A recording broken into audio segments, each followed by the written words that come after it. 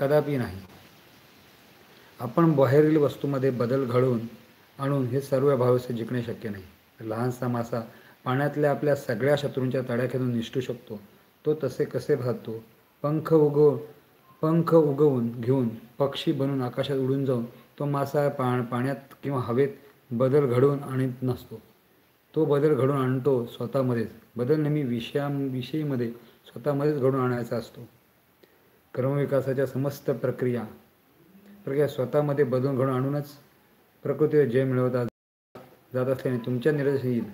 हे सर्व तत्व धर्माला आणि नीतीला लाभ आहे. म्हणजे तुम्हाला आढळून येईल की केवळ स्वतःमध्ये बदल घडवून आणूनच वाईट हा अशुभ जात असतो. अशा रीतीने अद्वैत वेदांत हा स्वतःमध्ये बदल घडवून आणून. मोबाईल हरवलं ते काय पडलंय? पाणी गटार ठेवलंय. खराब आहे ती.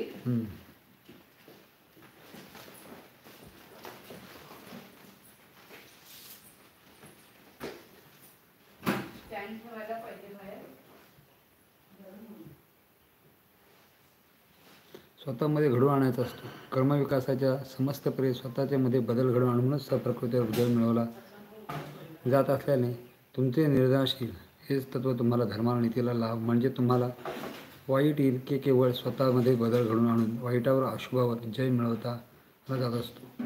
अशा रीतीने अद्वैत वेदांत हा स्वतःमध्ये घडवून आणून आपणावरच सगळ्या भर देतो. सारे काही स्वतःवरच अवलंबून आहे. पाप वाईट दुःख वगैरेच्या नावाने हकटे करणं अगदी असमंजसपणाचे आहे. कारण या गोष्टीमुळे बाहेर बघा आपल्याला काय शेअर करण्याची इच्छा होते तेवढे जास्तीत लोकांनी शेअर करा, जेणेकरून आपल्यालाही काहीतरी मदत करण्यास कोणतरी येईल. तसं मदत करा तुम्ही येत आहे असं नाही. मी असे अगदी धीटपणे म्हणू इच्छितो की आधुनिक जगातील भौतिक आणि आध्यात्मिक संशयाचे मेळ बसू शकेल असा फक्त एकच धर्म आहे आणि तो म्हणजे अद्वैत वेदांत. अद्वैत वेदांताचा हा आधुनिक संशोधनाशी केवळ मेळच बसतो असे नव्हे तर तो 4 पावले त्याच्या पुढे आहे असे म्हणता येईल. म्हणूनच आधुनिक वैज्ञानिकांना इतका रुजतो. ग्रंथावली खंड 3 पृष्ठ 428 29 204 05 205. एक दृष्टांत. लाईक करा, शेअर करा, सबस्क्राईब करा, बेल आयकॉन दाबायला विसरू नका. जास्तीत जास्त लोकांपर्यंत पोहोचा नम्रतेची विनंती आहे. नमस्कार ध्रुवजी, आपण कुठनं बघताय सांगू शकाल? ध्रुवजी आपण कुठनं बघताय? धीरूजी आपण कुठनं बघताय जरूर लिहा. यमनाचा अत्यंत सुंदर दृष्टांत दिला. मनापुढे हे चित्र रेखाटून बघा. आपले हे शरीर एक रथ असून आत्मा या रथाचा बसलेला रथस्वामी आहे. बुद्धी या रथात सारथी आहे, मन लगाम आहे आणि इंद्रिय त्या रथाला झुंपलेला घोडा आहे.